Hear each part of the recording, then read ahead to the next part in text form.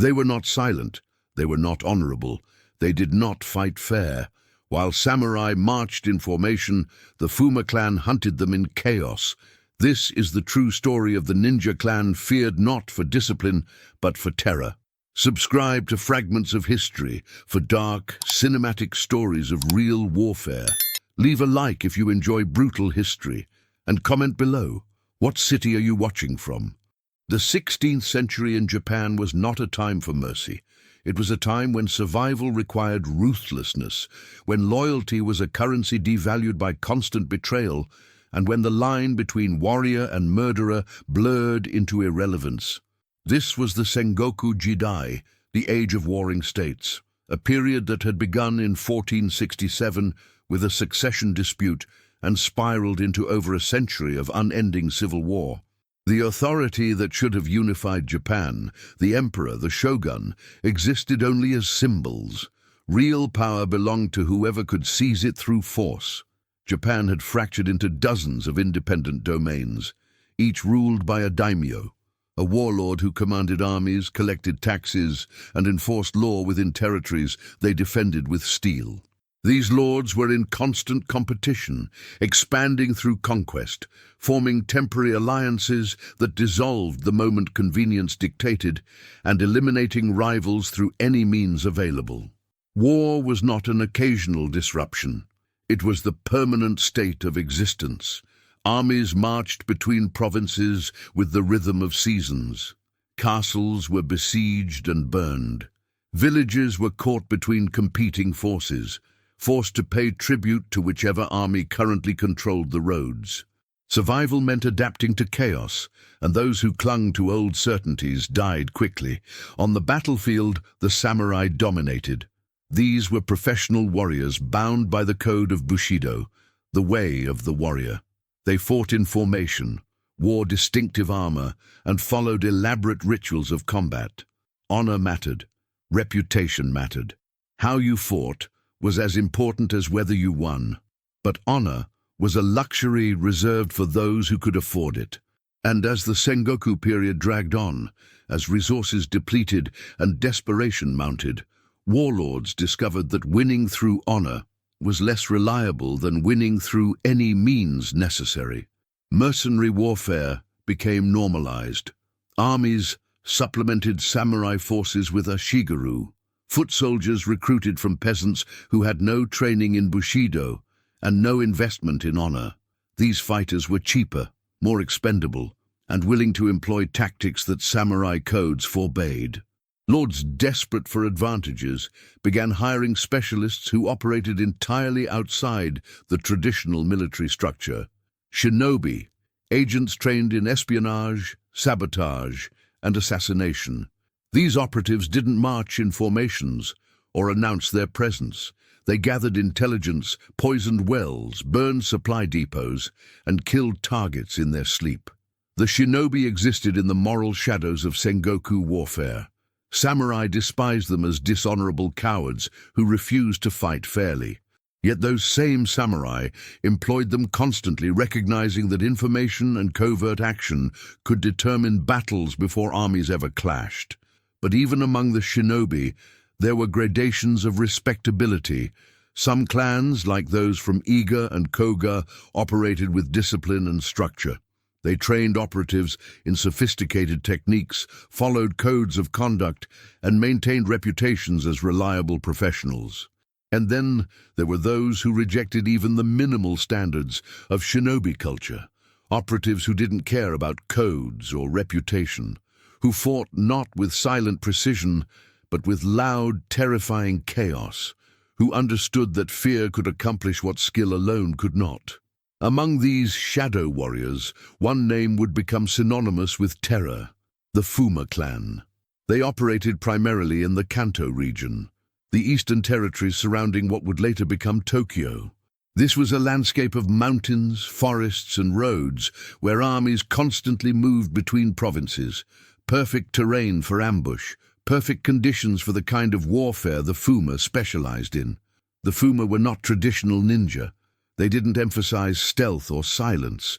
They didn't wear uniforms or follow hierarchies. They were a loose confederation of fighters recruited from criminals, outcasts, and those who had nothing to lose. Men who understood that survival in chaos required becoming more chaotic than your enemies. Their tactics were brutal and effective. They didn't assassinate targets quietly. They killed them loudly, publicly, in ways designed to spread terror.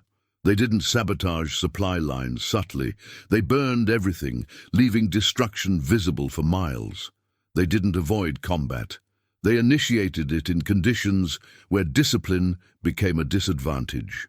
Samurai armies trained to fight in daylight, in formation, according to rules everyone understood. The Fuma struck at night from multiple directions, with no warning and no pattern. They turned the battlefield into a nightmare where training meant nothing and experience only taught you to fear the darkness. Warlords who employed the Fuma did so knowing they were unleashing something barely controllable. These weren't operatives who followed orders with precision. They were weapons pointed in a direction and released, achieving objectives through methods that made even their employers uncomfortable. But in an age where winning meant survival and losing meant extinction, moral discomfort was a price lords were willing to pay. The Fuma delivered results. They broke armies, they terrorized regions, they made enemies surrender before battles began. And as their reputation spread across the war-torn provinces of Japan, one truth became undeniable. The age of honor was dying, and in its place rose something far more dangerous and unpredictable. The Fuma clan was not born from noble lineage or ancient warrior traditions. It emerged from the margins of society, from the criminals, the exiled, the desperate men who had nothing left to lose and everything to gain through violence. Their origins traced to the Kanto region, the expansive eastern territories of Japan that surrounded Edo, the city that would one day become Tokyo. This was contested land, constantly fought over by competing warlords. Mountains and forests dominated the landscape, creating terrain where conventional armies struggled and irregular fighters thrived. The Fuma operated primarily under the patronage of the Hojo clan, one of the most powerful families in the Kanto region during the Sengoku period. The Hojo ruled from Odawara Castle, controlling vital trade routes and agricultural lands. But their dominance required more than samurai armies and fortifications. It required intelligence networks, covert operations, and the ability to strike fear into enemies who might otherwise challenge their authority. The Hojo employed the Fuma because they understood something crucial about Sengoku warfare. Terror was as effective as troops. A region that feared invasion was already half conquered. An enemy army that spent nights expecting ambush was exhausted before battle. The Fuma provided this psychological weapon, and the Hojo paid them well for it. But the relationship was transactional, not feudal. The Fuma were not retainers bound by loyalty codes. They were mercenaries who fought for whoever offered the best terms. Their allegiance lasted exactly as long as payments continued, and the employer remained powerful. This pragmatic approach to loyalty was one reason samurai despised them. It violated every principle of Bushido. The clan structure reflected its chaotic nature. Unlike traditional shinobi organizations like those in Iga or Kōga, which operated with clear hierarchies and discipline, the Fuma had minimal formal organization. Leadership existed, but it was fluid, based on capability and results rather than inheritance or rank. The most famous leader was Fuma Kotaro, a name that became legendary, though whether it referred to one individual or a title passed between leaders remains unclear. Historical records describe him as a giant of a man, physically imposing and ruthless in command. But the legend grew so large that separating fact from exaggeration became impossible. What mattered was not the historical accuracy of Kotaro's existence, but what the name represented: unpredictable, brutal effectiveness. When warlords spoke of hiring the Fuma, they meant hiring forces that operated without the constraints that limited conventional troops.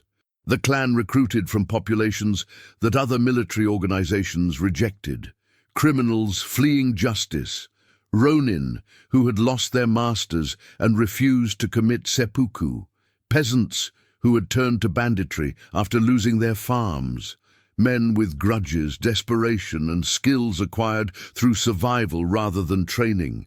This recruitment strategy created a force with no investment in honor or reputation. These were not warriors who cared about their legacy or feared dishonor. They fought because it paid better than starving. They killed because violence was the only skill they possessed. They terrorized because fear was profitable. Loyalty within the Fuma was based not on shared ideals, but on pragmatic self-interest. Members stayed because the clan provided opportunities for wealth and survival that they couldn't find elsewhere. Desertion was punished brutally, not out of moral outrage, but to maintain operational security and discipline through fear. This created a culture where betrayal was expected and managed, rather than prevented. The Fuma didn't trust each other. They simply made betrayal more dangerous than cooperation. Internal violence was common.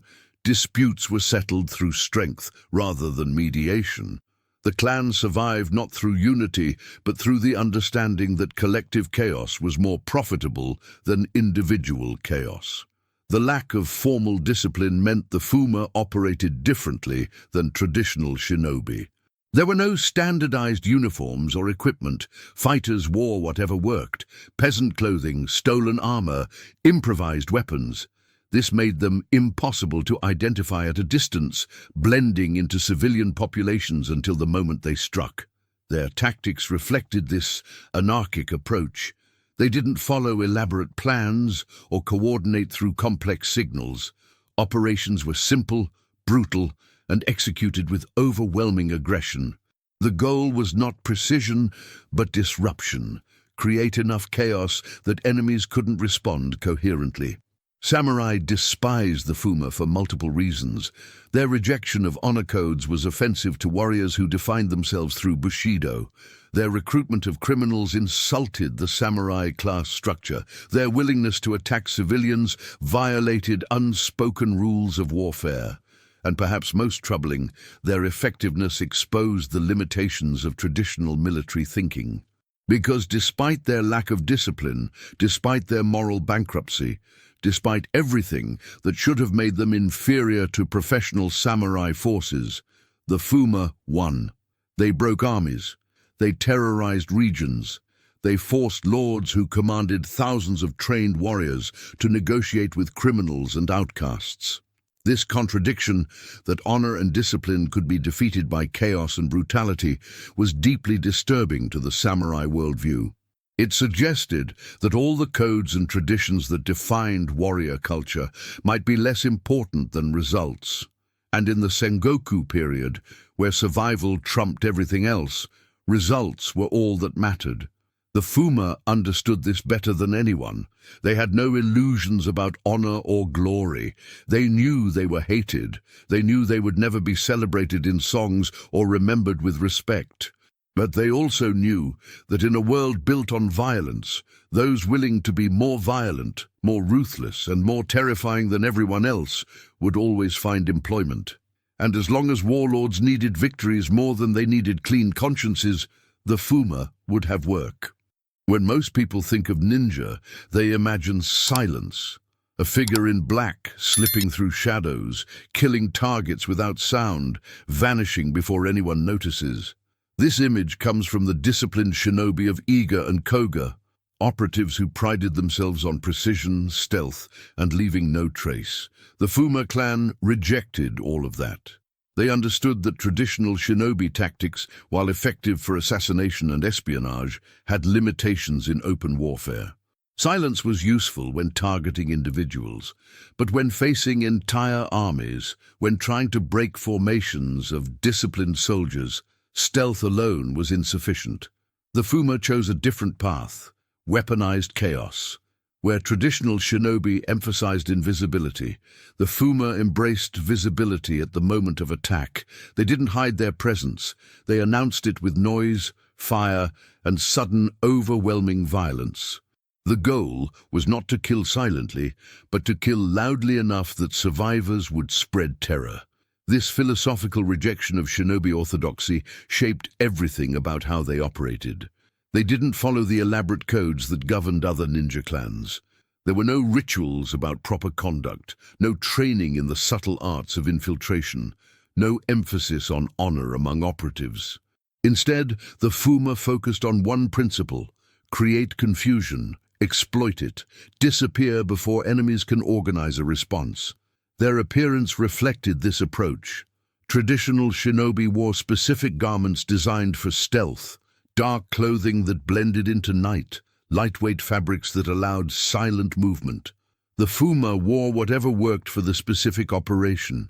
Sometimes peasant clothing to blend into crowds, sometimes stolen armor to create confusion about who was attacking, sometimes nothing standardized at all, making them impossible to identify as a unified force. This irregular appearance was strategic. When samurai armies were attacked, they tried to identify their enemies, which clan, which lord, what force they faced. The Fuma's lack of uniforms made this impossible. Were they bandits, ronin, another lord's troops? The confusion delayed organized responses, giving the Fuma precious time to achieve objectives and withdraw.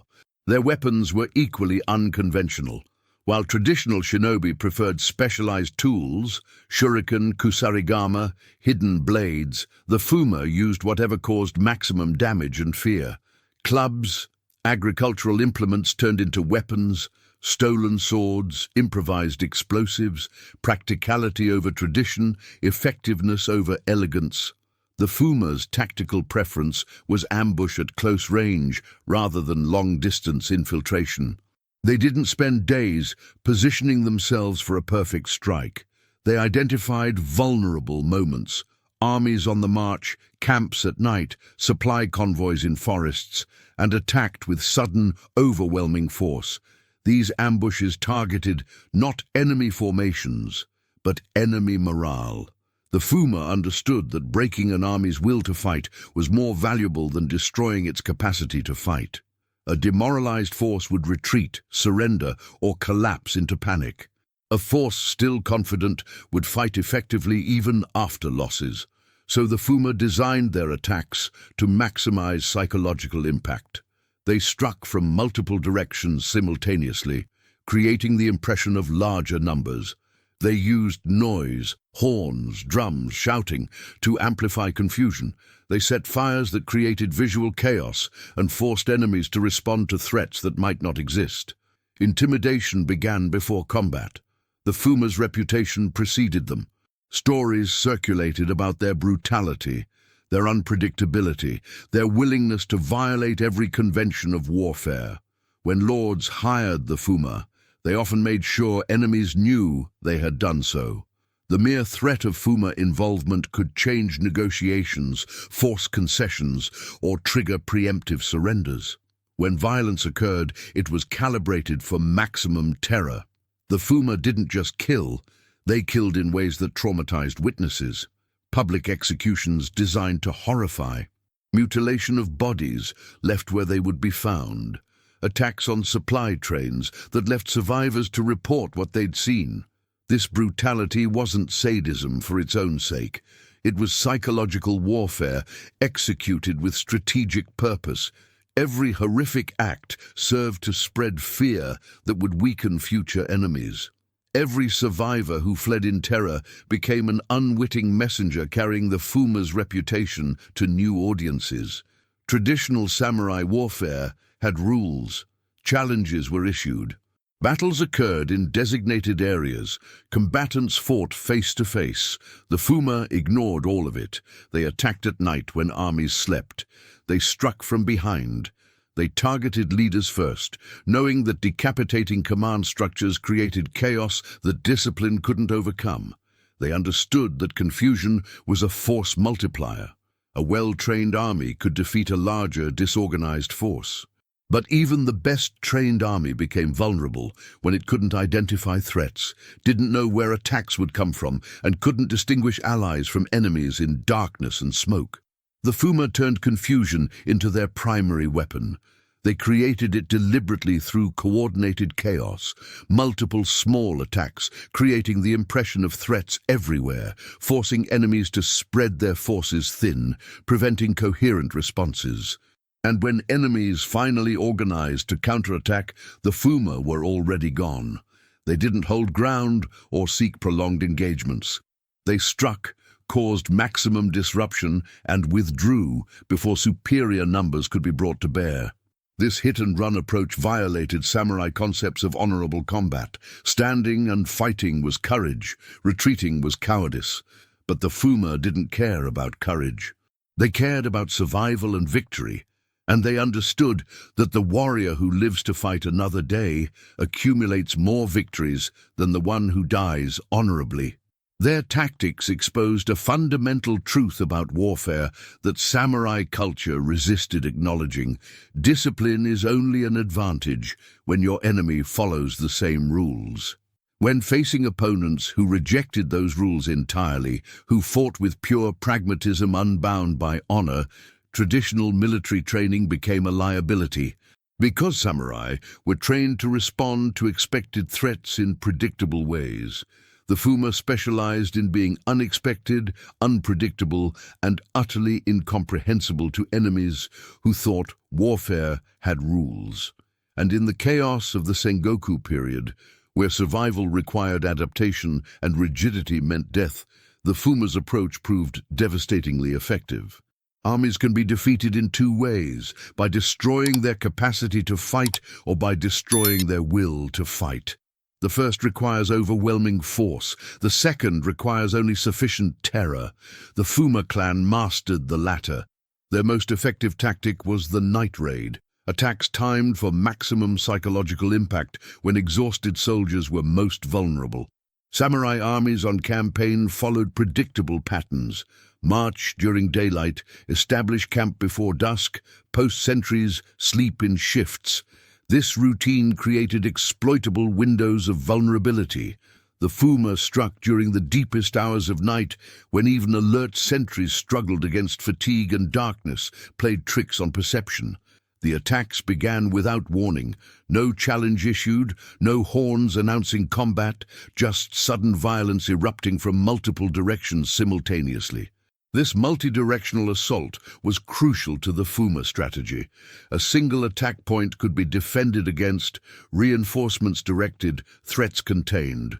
But when violence exploded from 3 or 4 directions at once, organized response became impossible. Officers couldn't assess the situation. Soldiers didn't know which threat to address first. Formations designed for daylight combat collapsed into chaos. The Fuma amplified confusion through deliberate noise, horns blaring, drums pounding, warriors shouting from different positions, fire arrows arcing through darkness, the soundscape of battle without clear direction, creating the impression of threats everywhere. Soldiers hearing combat behind, beside, and ahead of them often assumed they were surrounded by forces far larger than reality. Visual confusion compounded the chaos. Fires set around the camp's perimeter destroyed night vision and created dancing shadows that could be anything. Smoke obscured identification of friend versus foe. In darkness punctuated by flames, even experienced warriors struggled to distinguish between actual threats and phantoms born of fear. The Fuma targeted leadership first. In samurai armies, command structure was everything. Officers directed troops, maintained discipline, and made tactical decisions. Kill or capture the commanders, and even well-trained forces became leaderless mobs. The Fuma identified leaders through reconnaissance before attacks, noting which tents housed officers, which banners marked command positions where lords and generals established themselves. Then during raids, these became priority targets, not for honor or glory, but because decapitating command structures created cascading chaos. A leaderless unit couldn't organize counterattacks, couldn't coordinate with adjacent forces, couldn't execute the disciplined responses that training had prepared them for. They could only react individually to immediate threats, making them easy prey for operatives who fought as coordinated hunting packs. Crucially, the Fuma didn't attempt to kill everyone. They left survivors deliberately. These traumatized soldiers would flee to other armies, other regions, other lords, carrying stories of the night they were attacked by demons who struck from darkness and vanished like smoke. These survivors became unwitting propagandists, spreading terror far more effectively than the Fuma could through direct action alone. The stories grew with each retelling. The Fuma became larger, more numerous, more terrifying than reality. Exaggeration served their purposes perfectly. Every embellished tale made future targets more afraid, more likely to break at the first sign of attack, more willing to surrender rather than face the horrors survivors described. Supply line sabotage was another core strategy. Armies need constant provisions: food, water, weapons, medical supplies. Disrupting logistics didn't just create shortages, it created psychological pressure that accumulated over days and weeks. The Fuma targeted supply convoys traveling between strongholds and active armies. These convoys were typically guarded but vulnerable on roads through forests and mountains. Ambushes destroyed wagons, scattered livestock, and killed or scattered guards. Even when losses weren't catastrophic, the constant threat forced armies to allocate combat troops to guard duty, reducing available forces for actual campaigns. More insidiously, the Fuma sometimes poisoned wells or contaminated food supplies rather than destroying them outright. Soldiers who couldn't trust their provisions suffered not just from shortages, but from fear of invisible threats. Every meal became suspect. Every drink carried potential death. This paranoia was as debilitating as actual poisoning. The Fuma's willingness to attack civilians connected to military campaigns set them apart from traditional shinobi and horrified samurai observers. Families of officers, merchants supplying armies, villages providing food or shelter to troops. These were not combatants, but the Fuma saw them as legitimate targets in total war. Attacks on these populations served dual purposes. They disrupted the support networks armies depended on, and they created terror among populations who might otherwise aid military campaigns. A village that saw neighbors killed for helping samurai armies would think twice before offering assistance again. This total warfare approach violated unspoken conventions that even the brutal Sengoku period maintained. There were lines most combatants didn't cross. Civilians were nominally protected, certain locations considered sacred, some tactics deemed beyond acceptable brutality. The Fuma crossed all of them, not because they were mindlessly violent, but because they understood that breaking taboos created disproportionate psychological impact. Acts considered unthinkable traumatized witnesses more deeply than conventional violence. Enemies facing opponents with no restraints, no codes, no boundaries became fundamentally demoralized. The cumulative effect of these strategies was that the Fuma often broke armies before battles occurred. Forces that should have been capable of sustained campaigns dissolved through accumulated terror. Soldiers deserted rather than face another night wondering if the Fuma would come. Officers requested transfers away from theaters where the Fuma operated. Lords reconsidered military actions when learning the Fuma had been hired by their enemies. This was warfare as psychological operation, using violence not primarily to destroy physical capacity, but to shatter mental resilience. And in this arena, the Fuma proved devastatingly effective, because you can train soldiers to face death with courage. But training them to face invisible, unpredictable, and utterly ruthless enemies who might attack at any moment from any direction, that was far more difficult. And as the Fuma's reputation spread across the war-torn provinces of Japan, one question haunted every samurai army on campaign. What happens when the enemy you can't see becomes more terrifying than the one you can? Samurai warfare was built on predictability. Formations marched in order, battles occurred in designated fields, commanders issued challenges, warriors fought according to codes everyone understood. This structure wasn't just tradition, it was the foundation of samurai identity. Discipline, hierarchy, and adherence to Bushido separated civilized warriors from barbarians. The Fūma clan thrived by destroying that foundation. Samurai training prepared warriors for specific combat scenarios, fighting in formation alongside comrades, responding to orders from officers, engaging enemies who followed similar rules. A samurai knew how to respond when challenged to individual combat, knew how to hold position in a shield wall, knew how to execute coordinated cavalry charges, but none of that training addressed what to do when the rules disappeared entirely. The fundamental incompatibility between samurai and Fuma approaches became clearest in forested terrain. Samurai armies preferred open ground, where formations could maneuver and cavalry could operate. Forests were obstacles to be avoided when possible, traversed quickly when necessary.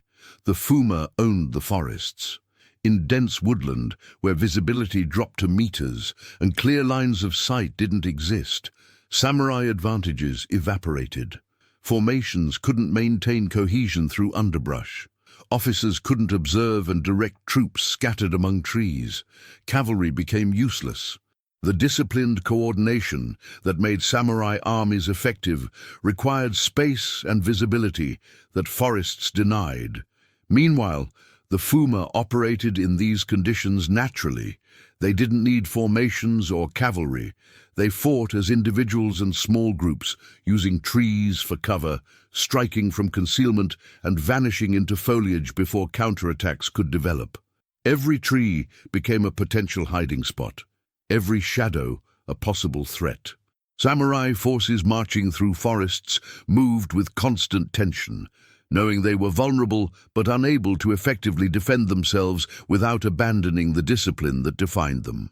The Fuma exploited this psychological pressure through harassment campaigns that didn't seek decisive engagement but gradual erosion. Arrows from unknown positions, ambushes that killed stragglers, traps that maimed advanced scouts. None of these actions destroyed armies outright, but they accumulated into paralyzing dread. Soldiers began seeing threats everywhere. Officers spent more energy managing fear than directing movement. The forest itself became an enemy, and somewhere in its depths lurked the Fuma. Roads presented similar vulnerabilities. Armies needed roads for logistics, moving supplies, artillery, and large formations. But roads, especially those cutting through mountainous terrain, created kill zones the Fuma exploited ruthlessly. A samurai column stretched along a narrow mountain road couldn't deploy into defensive formation. The front couldn't support the rear. Officers at the head of the column couldn't see attacks happening behind them. When the Fuma struck such columns, they targeted the middle, severing the army into disconnected segments that couldn't coordinate responses. Boulders rolled down slopes onto trapped soldiers. Arrows fired from elevated positions the samurai couldn't reach. Close-quarter ambushes in terrain that prevented the samurai from using their superior swordsmanship effectively. By the time reinforcements organized, the Fuma had inflicted casualties and disappeared. These tactics forced samurai commanders into impossible choices. Avoid forests and difficult terrain.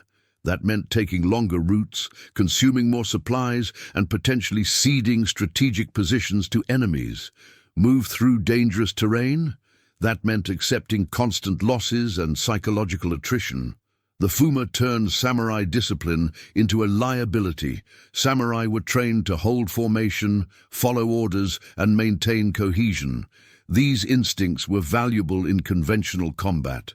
But when facing enemies who struck from chaos, those same instincts became paralytic. A samurai unit under ambush would attempt to form defensive positions, exactly what training demanded.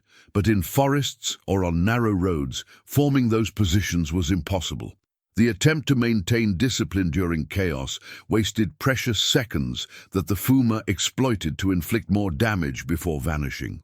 Worse, samurai honor codes created exploitable patterns. Challenges had to be answered. Wounded comrades couldn't be abandoned. Bodies of fallen warriors needed to be recovered. The Fuma used these predictable responses against them, attacking, withdrawing, then striking again when samurai followed protocols that made them vulnerable. The psychological impact of this inversion was profound. Samurai had been raised believing their training and discipline made them superior to irregular fighters. That honor and code elevated them above mere thugs and bandits.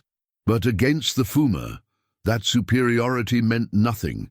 In fact, it made them targets. The Fuma specifically sought engagements with samurai forces because they knew those forces would respond predictably.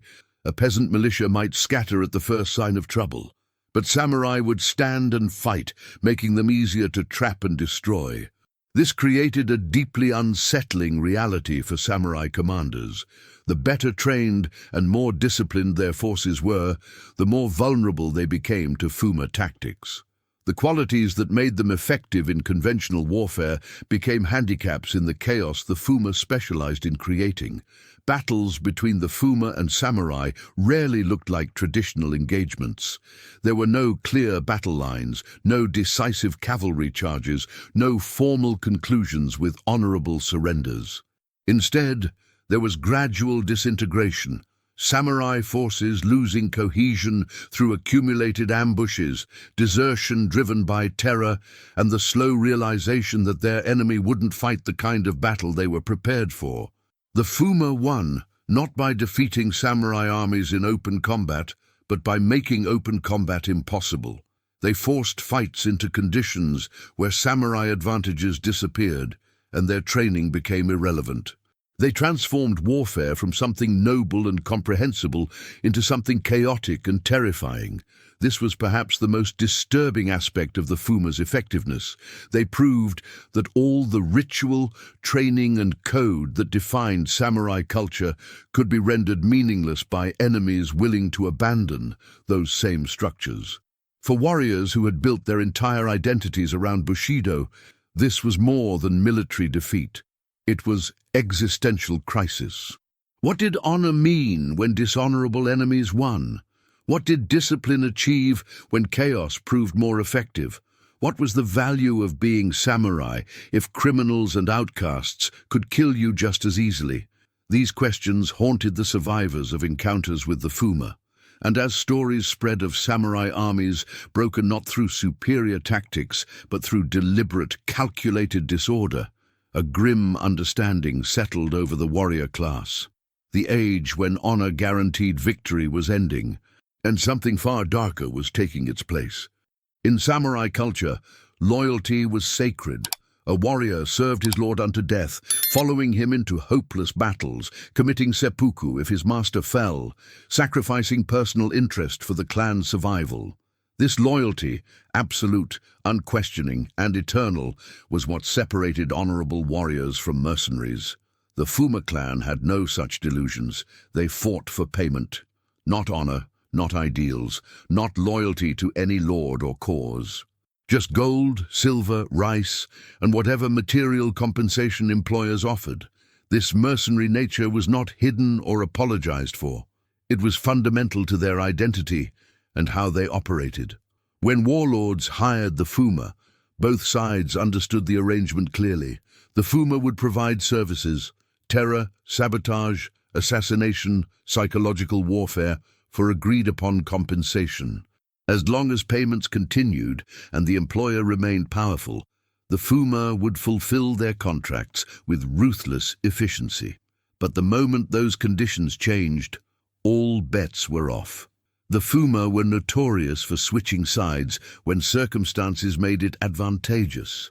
If an enemy offered better payment, if their current employer showed weakness, if continuing a contract seemed likely to result in their destruction, they had no compunction about abandoning agreements. This was not viewed as betrayal within the Fuma's worldview. It was rational self-preservation. Why die for a lord who couldn't protect you or pay you? Why remain loyal to a losing side when the winning side would hire you? In the chaotic Sengoku period, where alliances shifted constantly and yesterday's ally became tomorrow's enemy, the Fuma's pragmatism was simply an honest acknowledgement of reality. Samurai found this attitude deeply offensive. It violated everything Bushido represented. How could you trust warriors who might abandon or even turn against you? How could you build anything lasting with operatives whose loyalty extended only to their next payment? But warlords who employed the Fuma weren't looking for lasting relationships. They were looking for immediate results, and the Fuma delivered those results with efficiency that principled warriors often couldn't match. The clan's loyalty, such as it was, extended only to the strongest employer. Not the most honorable or the most just, the strongest. The one with resources to pay well, power to protect their operatives, and the will to use the Fuma's capabilities without squeamishness. This created a perverse dynamic where the Fuma functioned as a barometer of regional power. Which lord could afford to hire them? Which lord was willing to employ methods that indicated either desperation or absolute confidence? The answers revealed much about the political landscape. Ironically, the Fuma's ruthlessness became their primary selling point. Lords didn't hire them, despite their brutality. They hired them because of it. When you needed enemies terrorized beyond reason, when conventional tactics had failed, when moral concerns had to be abandoned for survival, the Fuma were the solution. They would do what samurai couldn't or wouldn't. They would cross lines that honorable warriors hesitated at. They would achieve objectives through methods that allowed employers plausible deniability. After all, everyone knew the Fuma were uncontrollable barbarians who might do anything. This reputation for complete amorality paradoxically made them valuable. In a world where reputation mattered and lords needed to maintain appearances of honor, the Fuma could be the bloody hands that kept noble hands clean. But employing them carried risks. Betrayal was not just possible, but expected given the right circumstances. Warlords who hired the Fuma had to constantly assess whether they remained the strongest bidder, whether competitors might outbid them, whether showing any weakness might trigger defection. This created relationships based on fear rather than trust. Employers feared their Fuma operatives might turn on them. The Fuma feared their employers might decide they knew too much and needed to be eliminated. Both sides watched each other constantly, maintained leverage, and prepared for potential betrayal. Within the clan itself, loyalty was equally transactional. Members stayed because the collective provided opportunities they couldn't access individually. But internal betrayals occurred regularly.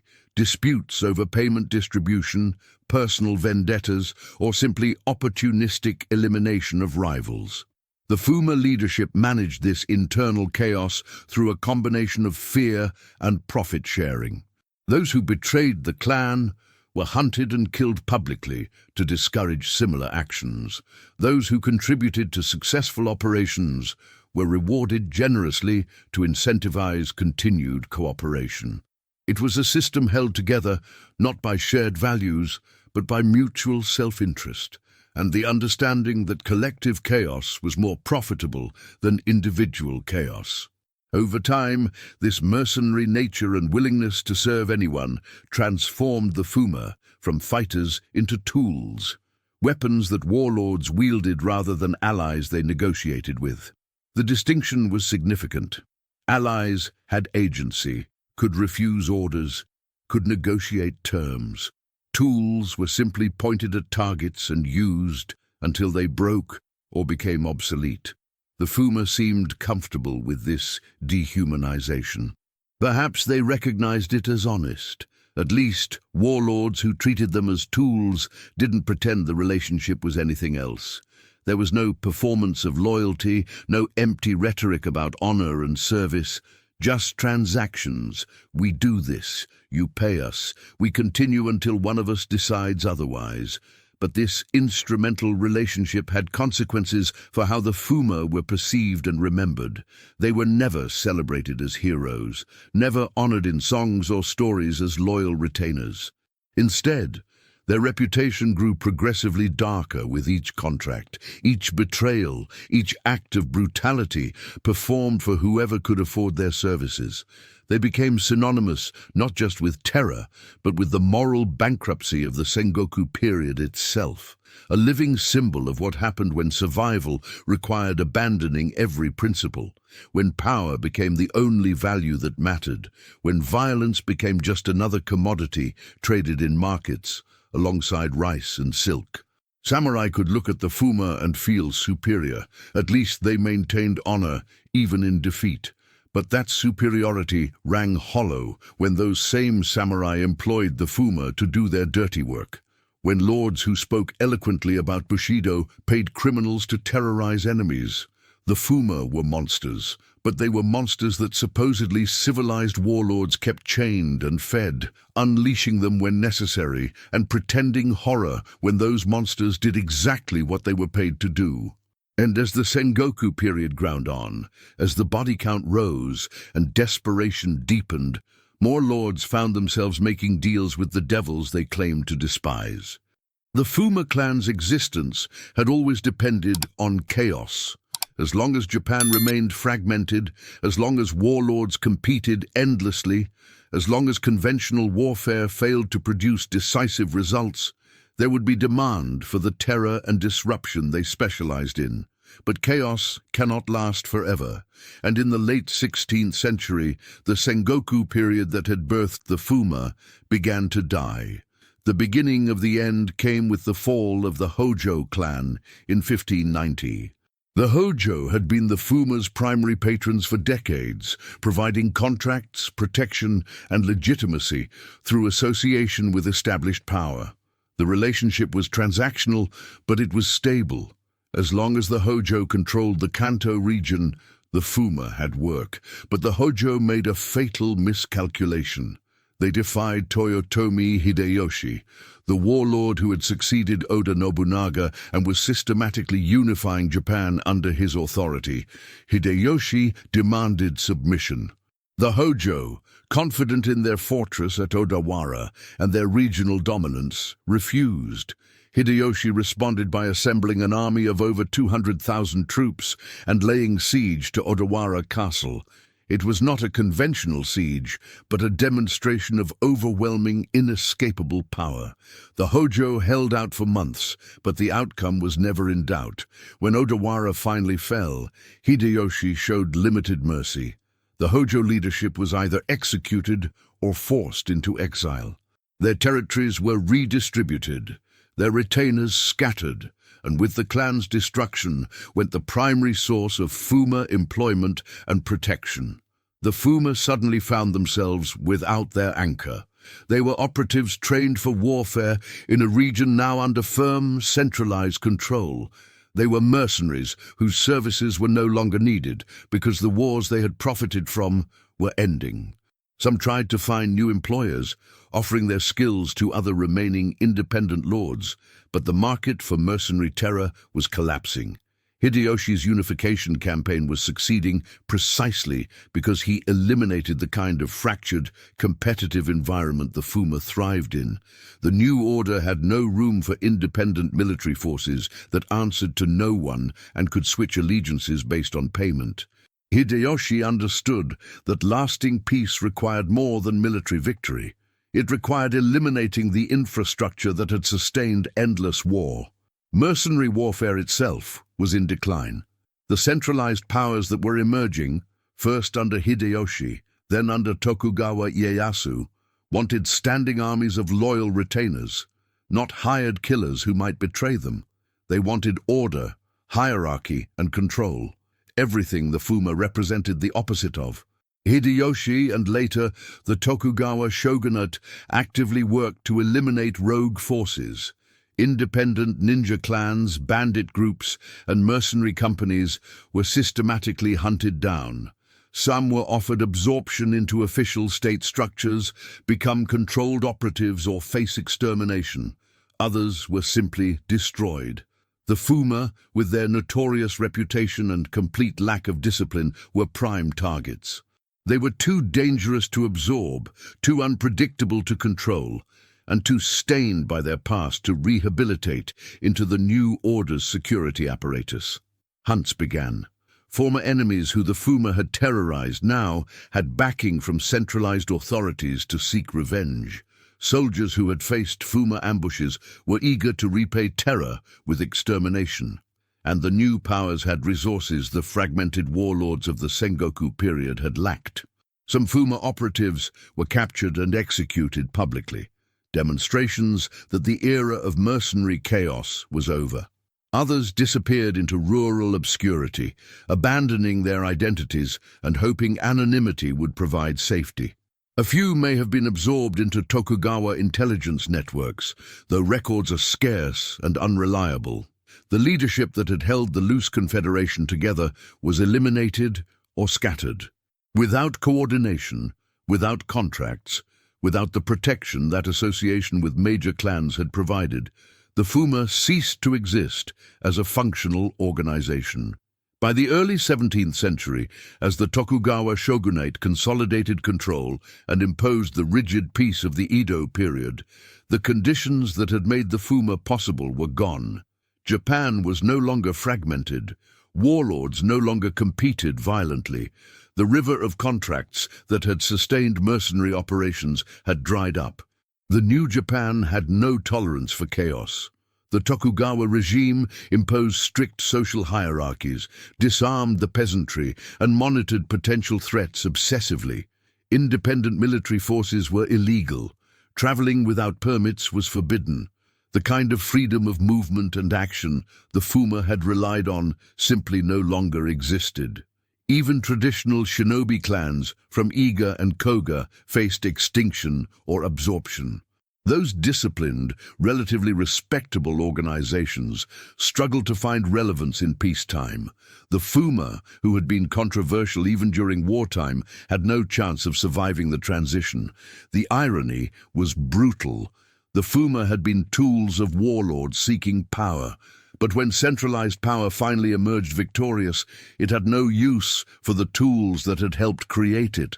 The chaos they had weaponized was now seen as a threat to order rather than a strategic advantage. What remained were stories, legends that grew increasingly distorted as years passed and witnesses died. Tales of the Fuma became folklore, sometimes exaggerated into supernatural threats, sometimes dismissed as myths, rarely remembered with historical accuracy. The physical clan was gone, but its shadow persisted in cultural memory. References to Fuma Kotaro appeared in literature, theater, and oral traditions. Whether these referred to actual historical figures or had become composite legends was impossible to determine. Later generations would struggle to separate fact from fiction. Had the Fuma really been as terrifying as stories claimed, or had their reputation been inflated by propaganda and fear? The truth was buried under layers of legend, and the people who could have provided accurate accounts were dead or silent. What was certain was that by the mid-17th century, the Fuma clan as an active force had been erased from history. The chaos that had birthed them had been replaced by rigid order. The warlords who had employed them were dead or subordinated. The wars they had profited from were over. Japan had moved on, and in the new order's accounting, there was no space for mercenaries who had fought without honor, killed without restraint, and served without loyalty. The age of the Fuma had ended. But the lessons they had taught would linger far longer than the clan itself. The Fuma clan disappeared from history, but their influence did not. What they proved during the Sengoku period would reshape how warfare, power, and fear were understood in Japan and beyond.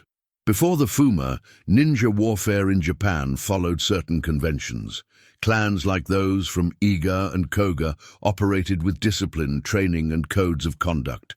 They emphasized stealth, precision, and professionalism. Even in the shadows there were rules. The Fuma shattered those conventions. They proved that chaos could be systematized, that terror could be wielded with strategic purpose, that breaking every rule could be more effective than following any of them. They redefined what ninja warfare could be, not subtle infiltration and silent assassination, but loud, brutal, psychological destruction. This redefinition had lasting impact. Later, military thinkers studying irregular warfare would recognize principles the Fuma had demonstrated, that morale was as important as materiel, that psychological operations could achieve what direct combat could not, that creating fear in enemies was sometimes more valuable than killing them.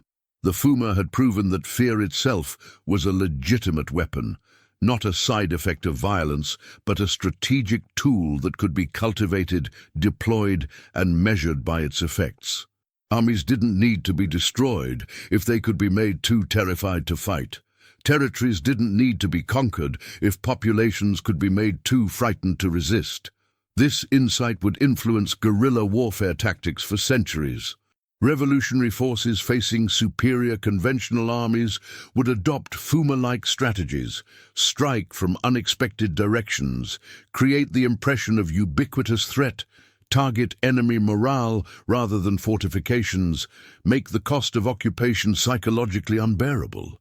The lessons in psychological combat the Fuma exemplified extended beyond military applications. They demonstrated that perception could be more powerful than reality, that reputation could force concessions without battles, that making enemies fear what might happen was often more effective than demonstrating what would happen. These were uncomfortable truths that challenged conventional wisdom about how power worked. Samurai culture had insisted that courage, honor, and discipline determined victory. The Fuma proved that terror, chaos, and ruthlessness could defeat courage. That honor became a liability when facing enemies who rejected it. That discipline was only advantageous when opponents played by the same rules. But as the Fuma disappeared and peace settled over Japan, myth began replacing reality. The actual history of the clan, their tactics, their motivations, their mundane mercenary nature, was buried under layers of legend. Stories grew more elaborate with each generation. Fuma Kotaro transformed from a brutal mercenary leader into a supernatural figure with impossible abilities. The clan's operations, already exaggerated during their existence, became fantastical tales of sorcery and demonic powers. Fiction consumed fact until separating them became impossible. This mythologization served multiple purposes. It allowed Japanese culture to process the disturbing reality of what the Fuma had represented without confronting it directly. It transformed actual historical brutality into safely distant legend. It made uncomfortable truths about warfare and power more palatable by wrapping them in supernatural explanations. But the myths preserved something important. The understanding that samurai honor had been fragile, that the codes and rituals that supposedly defined Japanese warrior culture could be defeated by those who rejected them entirely. That civilization's veneer was thinner than comfortable narratives suggested. The Fuma's legacy exposed that Bushido, for all its philosophical sophistication and cultural importance, was ultimately a social construct that only functioned when all participants agreed to follow it. When faced with opponents who saw those codes as exploitable weaknesses rather than admirable virtues, the entire system revealed its vulnerability. This revelation unsettled Japanese military and philosophical thinking for generations. It raised questions that had no comfortable answers. What was the value of honor if dishonorable enemies won? How could warrior codes be maintained when abandoning them provided advantages? Where was the line between pragmatic adaptation and moral corruption? The Fuma operated in shadows that shaped visible history.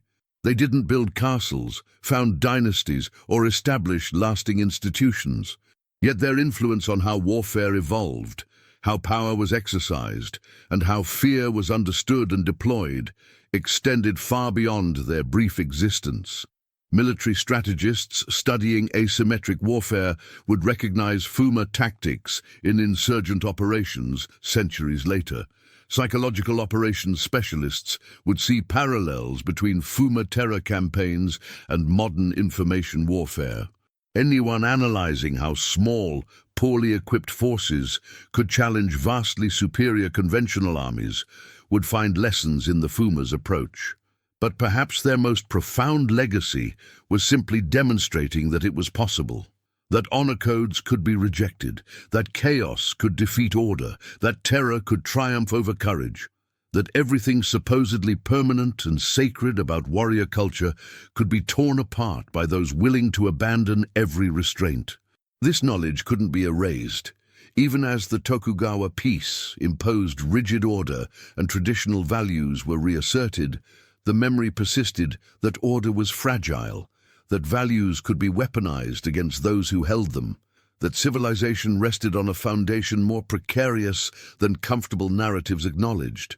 The Fuma's story continued to unsettle precisely because it was true.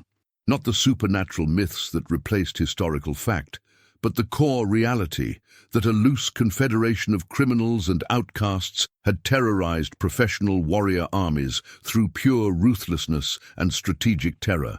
That disciplined samurai had been defeated by undisciplined mercenaries. That all the training, honor, and tradition that defined elite warrior culture had proven insufficient against enemies who simply refused to acknowledge any of it mattered. This was uncomfortable history that resisted neat moral lessons. The Fuma were not heroes to be celebrated or villains to be condemned. They were symptoms of systemic chaos, products of an age when survival required abandoning principles and warfare descended into its most primal forms. Their disappearance changed nothing about what they had proven. The lessons remained, encoded in cultural memory and military thought, waiting to be rediscovered by anyone who looked honestly at how power, fear, and violence actually functioned beneath the civilized facade societies constructed. And perhaps that's why their story still disturbs, because it reveals truths about human nature and organized violence that comfortable narratives prefer to ignore. The Fuma clan did not fight to be remembered, they fought to be feared. They proved that armies can be broken without honor, and victories won without glory. In the end, Japan did not erase the Fuma. It learned from them. If you enjoy dark, real stories of hidden warfare, subscribe to Fragments of History, like the video to support the channel, and tell us in the comments whether Fuma geniuses of war or monsters created by chaos.